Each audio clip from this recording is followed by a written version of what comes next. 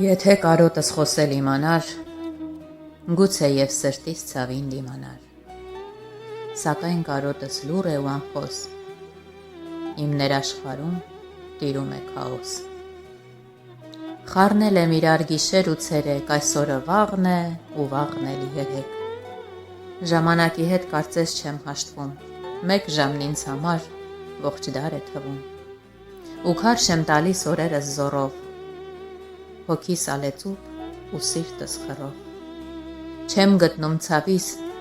դարման ոչ մի դեղ, սառած հայացքով փնտրում ամեն տեղ։ Զուր է ամեն բան, ցավն է շատ սաստիկ,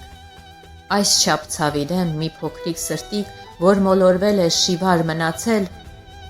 միտքս կարոտի վշտից կընթացել։ Ներկան մի մեծ բեռ է դարձել ուսերիս, ու ծանրությունից սիրտս է լալիս,